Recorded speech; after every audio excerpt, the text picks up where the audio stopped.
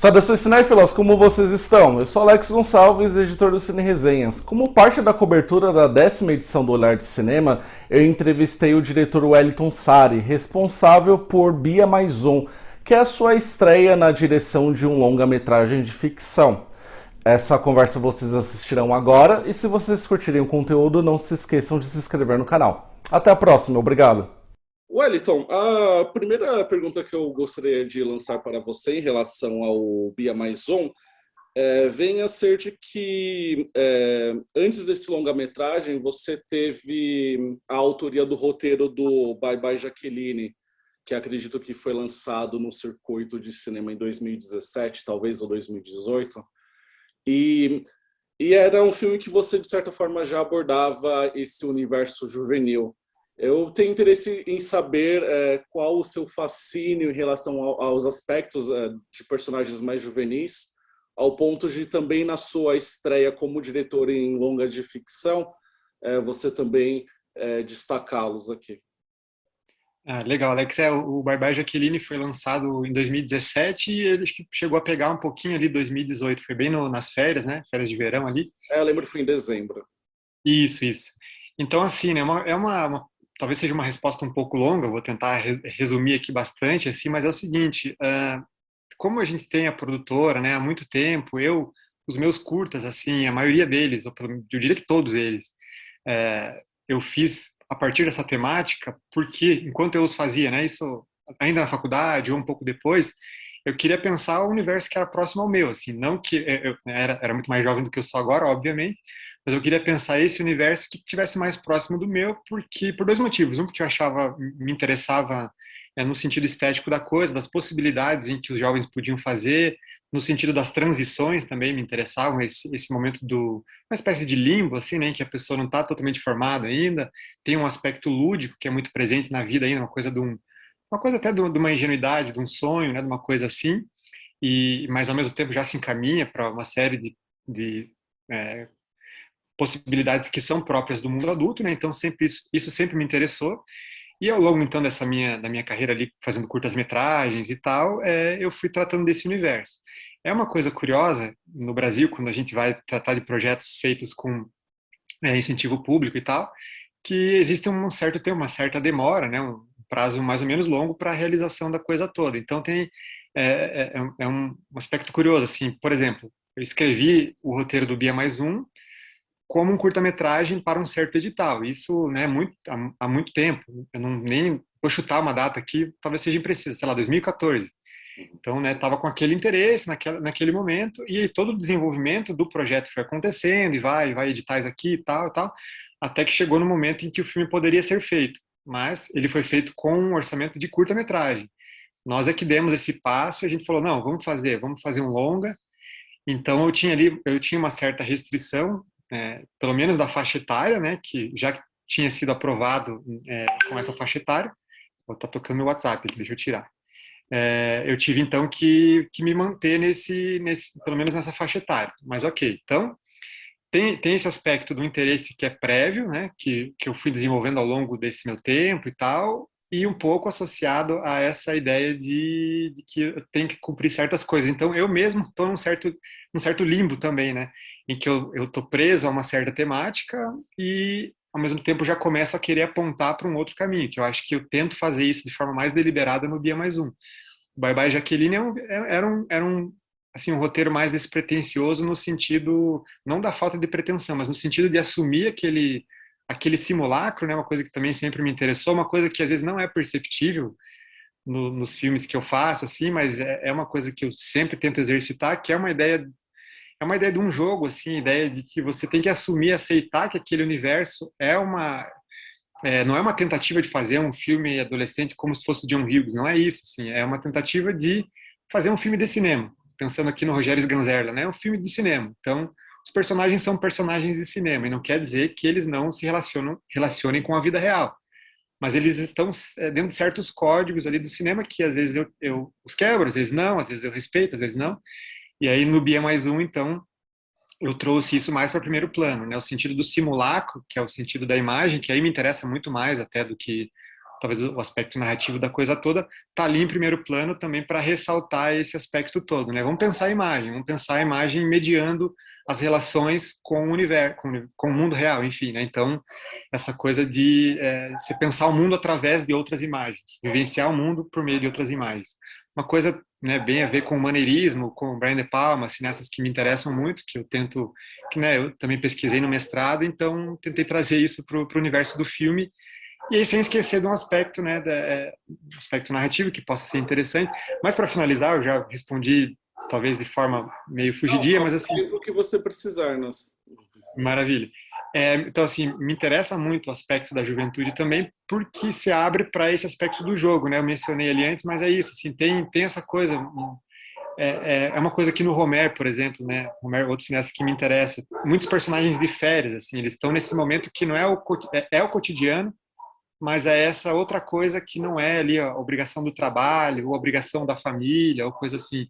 É um outro, é a aventura do cotidiano, né? É dentro do cotidiano, mas tem uma pimentinha, digamos assim. Uhum. Uma coisa que me chama a atenção também em Bia Mais Um é que, de certa forma, nós temos aqui dois protagonistas que assumem um espaço democrático dentro da narrativa. O outro, no caso, é o Jean. Mas eu tenho curiosidade da razão de você ter privilegiado justamente a Bia, a personagem feminina da história. E uma vez que você privilegia essa personagem, também traz outras questões que estão muito que são muito importantes para dentro do universo da mulher mesmo, como por exemplo a gravidez. E você cita muito também a questão de família. No caso da Bia, nós temos ali a ausência dos pais, enquanto da parte do Jean tem a questão do relacionamento um tanto conflituoso ali com o próprio pai dele. É, eu me pergunto como que foi, então, de certa forma, privilegiar a Bia em detrimento do Jean, até mesmo por conta do título do seu filme mesmo. E eu também queria retomar essa questão em relação a você ter pensado antes como um curta-metragem. A sua narrativa em curta é muito diferente do que estamos vendo agora como longa-metragem? Eu vou começar por essa última, Alex. A diferença é total, assim, era absolutamente outro filme. A única questão que se manteve foi digamos assim, o pequeno núcleo temático, que é uma personagem grávida na adolescência. Era a única coisa que se mantinha. Tinha também uma relação, né, com outro menino ali e tal, mas era basicamente isso. Então o resto todo foi reconstruído a partir desse núcleo, assim. Então que de certa forma eu teria de respeitar, né, por conta do edital, enfim, não poderia simplesmente tirar essa questão, né, seria não rolaria fazer isso. Sim. E aí pensando, assim, legal a pergunta, assim, eu nunca pensei muito especificamente sobre isso, do porquê escrever a partir desse ponto de vista feminino, né, privilegiando, né, tem os dois pontos de vista, mas de fato o ponto de vista feminino é privilegiado. Eu não tenho uma resposta muito clara, se vou especular junto aqui enquanto falo, né, mas eu tenho também alguns outros filmes, eu tenho um curta que é Munique ao Sol, um curta que eu gosto bastante, assim, também era um filme que tinha um pouco esse interesse, e talvez eu possa dizer que seja uma coisa aquela coisa de tentar, né, ver o que o outro, como seria uma situação em que talvez eu conhecesse, em que eu já tivesse agido, mas pelo ponto de vista do outro, assim, como é que o outro veria isso, como é que eu poderia imaginar isso, assim. Interessa essa questão de imaginar também, né, de propor um universo ficcional em que tudo de fato seja ficcional, no sentido de que a ficção ali tem ela sempre age em camadas, em pelo menos duas camadas. Existe o mundo real, o mundo concreto do jeito que ele é, e a ficção é um conjunto de regras que vai ser criado por cima desse mundo real. Pelo menos no cinema é assim, né? Então, a gente vai sempre ter essa opacidade, de alguma forma ou de outra. Ali vai ter sempre alguma coisa intermediando esse acesso ao real.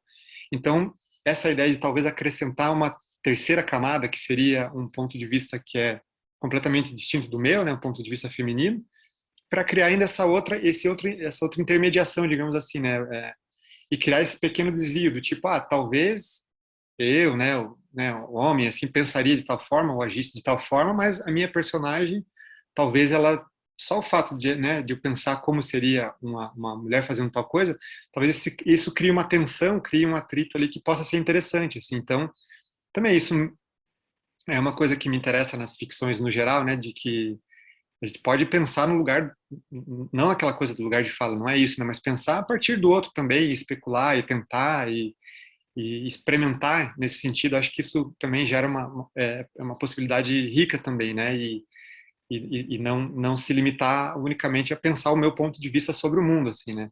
Ele, claro, ele está ali, está imbuído, né? Mas talvez com essa outra camada, esse atrito possa gerar alguma coisa de interessante nesse sentido, assim. Acho que é um pouco por aí, me interessava pensar assim, e também, aí, né, um aspecto bem importante, assim, o próprio motivo dramático da gravidez acho muito rico isso na possibilidade de pensar a associação com os meus outros interesses formais, digamos assim, né? Que é assim, a personagem tem algo dentro dela, obviamente, né? Biologicamente está ali, mas a gente não consegue acessar isso, pelo menos nessa fase, né? Não tem o sintoma, digamos assim, na gravidez, não tem a barriga, né? Não tem nada. A gente só tem a imagem disso. Eu estava muito interessado em pensar nisso. Como é acessar a gravidez, né? Como uma menina pensaria a gravidez sem que enquanto ela está na fase ainda em que o corpo dela não demonstra exteriormente nada relacionado a isso, né?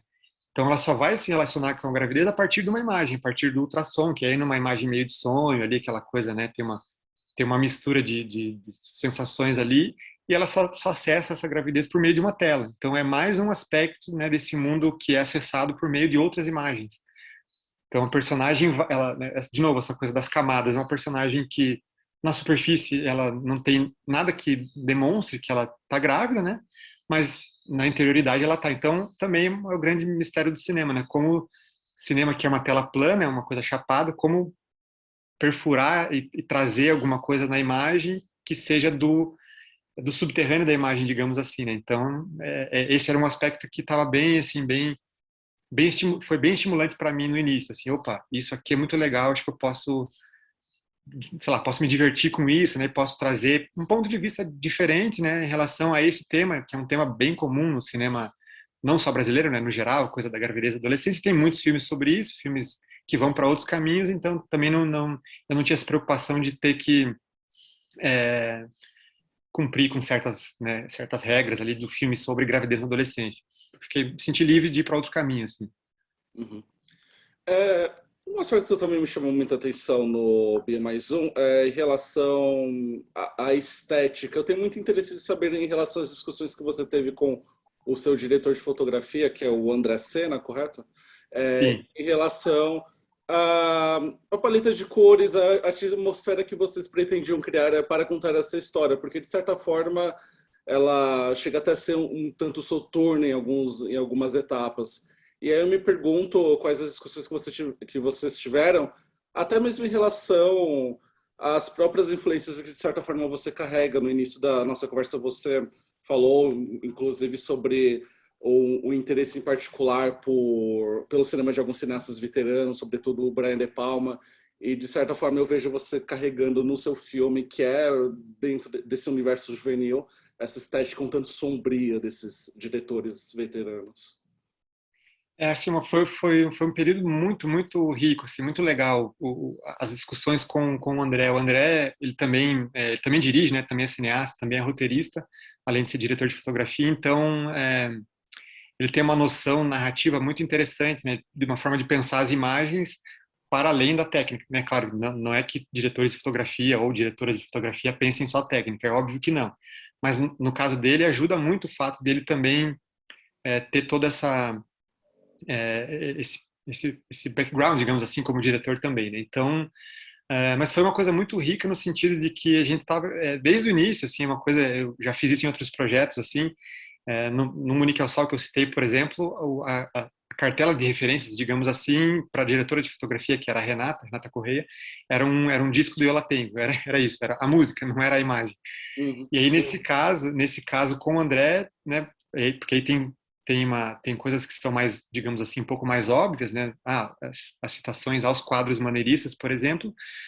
Um dos aspectos principais era pensar os pintores maneiristas que eu estava interessado ali. O Bronzino e o Pontormo são dois especificamente fundamentais nesse sentido, então a gente ficou vendo os quadros deles, ficou pensando, né? O Bronzino tem um azul muito legal ali, muito, muito bonito, assim. O Pontormo tem uma coisa de cores também, cores meio de bala de jujuba, né? Nesse sentido, então A gente também ficou pensando sobre isso, mas eu fiz, junto com ele, assim, um documento que eu compartilhei com a equipe, mas compartilhei com ele primeiro um guia visual, que eram só frames diversos de várias coisas, não no sentido da referência, né, que também eu adoro referências e tal, mas um pouco assim, o papo da referência às vezes me incomoda um pouco. Ah, faz aí o seu mood board de referências. Eu gosto de uma coisa um pouco mais livre, acho que isso pode prender, assim, né? Então, assim, nesse caso, eu tinha esse aspecto. E um outro bem fundamental, que já estava também bem estabelecido junto com essa ideia do maneirismo e tal, era a música shoegaze, né? Que era também aí uma forma de eu tentar articular o som e imagem, porque eu achava que o shoegaze não deixa de ser uma manifestação do espírito maneirista também, que é, né, tratar uma música, digamos assim, clássica, né, pegar lá uma estrutura, uma música pop clássica, refrão, melodias aparentes e tal, só que acrescentar uma camada brutal de distorção por cima disso, né? Então, enfim, distorcer como os pintores maneiristas, é pintar uma pessoa com duas mãos esquerdas, é alongar os dedos, enfim. Então, isso era um aspecto. Então, as capas dos discos eram influências diretas, né? Então, tem a banda que chama Chapter House, que tem um disco, o primeiro disco deles muito legal, é uma capa azul, e tem o famoso disco do My Bloody Valentine, Loveless, né, que é a capa meio rosa, tal, uma coisa ali bem luz e tal. Então, o rosa e o azul, nesse sentido, já estavam, né, presentes por conta até das capas, assim. Mas a gente ficava tentando pensar nisso, pô, como dá, né, qual é a cor dessa música, né? Como é que soa isso? Vamos fechar o olho, vamos tentar imaginar que cor que isso evoca e tal. E aí isso leva também, isso é muito, muito bem notado, né, da sua parte, esses aspectos sombrios, porque aí de fato passa pelo De Palma, passa um pouco pelo Lynch também, né? E passa por uma coisa que aí não tem só essa motivação formal no sentido da coisa externa, mas de que o filme mesmo talvez evoque uma certa angústia, né, dos personagens eles estarem nesse momento em que as coisas não chegam a se concretizar muito bem, quase nunca, fica sempre os personagens estão sempre se olhando, né, tá, aquela coisa de querer ver alguma coisa, acho que isso pode ficar mais claro naquela cena em que eles estão caminhando na frente do lago, tal, né, o personagem do Jean, interpretado pelo Gustavo Piascoski, ele fala, olha aquilo, tá, daí ela fala, não, né, não tem nada ali e tal, essa coisa de querer ver algo, querer buscar alguma coisa na imagem, então essa angústia também contribuiu para criar um pouco desse clima mais, como você coloca, mais soturno, né, que aí de fato tem a ver com De Palma, tem a ver com Lynch, né, enfim, que aí também tem uma tentativa deliberada da minha parte de fugir um pouco do cinema do Romer, que às vezes o pessoal compara de forma muito bem observada, porque de fato eu gosto muito, mas então quis trazer também nessa coisa que tem muitas dicotomias no filme, então também trazer uma coisa do aspecto solar, né, amarelinho, e depois trazer a coisa do sonho, essa coisa abrupta do sonho, então isso também aparece, assim. Wellington, antes de me despedir, eu tenho uma questão em relação ao aspecto que eu achei interessante da sua formação, não somente universitária como diretor, mas o fato de que você também agrega na sua bagagem a experiência como um crítico de cinema. Eu vi que você assinou há alguns anos atrás vários textos do Contracampo, por exemplo. Eu me pergunto como que, de certa forma, essa atuação influenciou, te moldou como diretor. O que essa experiência trouxe no sentido de, sei lá, quando você era crítico, você observou, de certa forma, vícios que você não quis reprisar, retratando o universo jovem, te deu acesso a diretores que, enfim, novamente a questão da influência, como que a importância do papel do crítico, agora que você é um diretor, e como é também essa questão de agora estar nessa posição em que você vai recepcionar opiniões em relação ao seu trabalho. É uma coisa bastante curiosa, mas fundamental para a minha formação, né, meu período com a crítica, assim, mas é algo que eu sempre eu fiz junto, assim, nunca me entendi assim, agora sou crítico, agora sou diretor. Sempre entendi como uma mesma atividade, sabe? Escrever cinema, escrever é fazer cinema de algum jeito também, filmar é também fazer crítica de algum jeito. É um pouco, né, o Godard fala muito sobre isso e tal, então, mas isso sempre me impactou, né? Os Ganzerla também, sempre me interessei por esses cineastas que escrevem também. E de fato, assim, na prática, eu sentia isso. Eu tinha um prazer muito grande em escrever, em pensar o cinema dos outros, e senti que eu também estava ali fazendo cinema. E aí volta, né, nessa questão.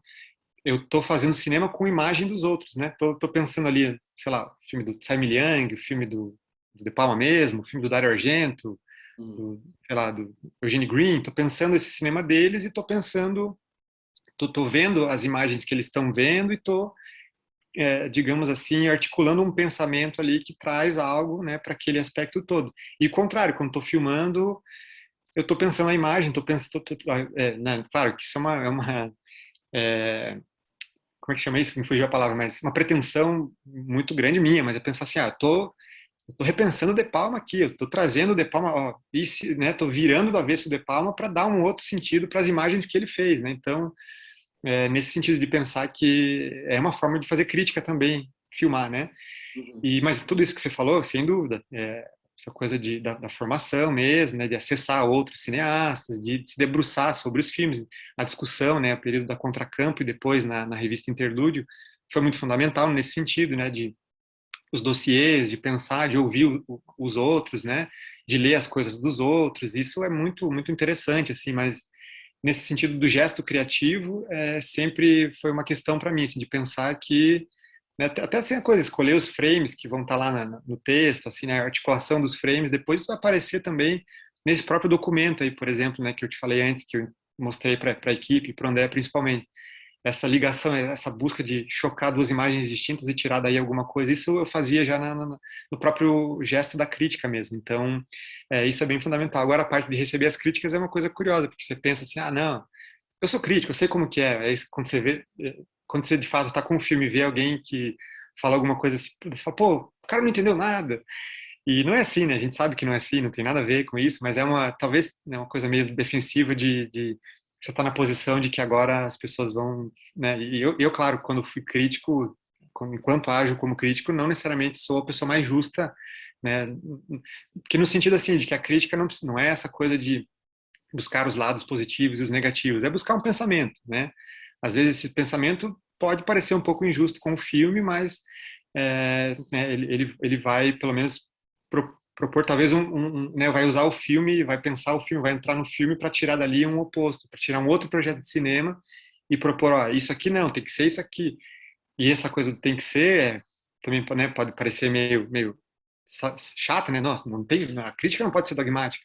Na verdade, pode, né? A crítica também é um jogo, também é uma coisa divertida nesse sentido, que pode ser relevado, assim, né? Mas é isso, essa coisa da criação de um pensamento, uma proposta também, ou seja, é também uma forma de fazer cinema e né? Eu acho que se eu for ler com atenção algumas coisas que eu escrevi, eu falar, estava tentando propor alguma coisa, de forma ainda muito errática, talvez, mas eu estava tentando alguma coisa que talvez agora no Bia, não digo que esteja sendo, né, esteja concreto ali, mas tá, né, estou tentando, pelo menos nesse sentido. Wellington, é isso. Foi um prazer conversar contigo. Obrigado pela disponibilidade e sucesso aí com a trajetória do seu filme ainda no festival e também no que está por vir. Obrigado, Alex. Valeu, um Abraço. prazer. Tchau. Tchau, tchau.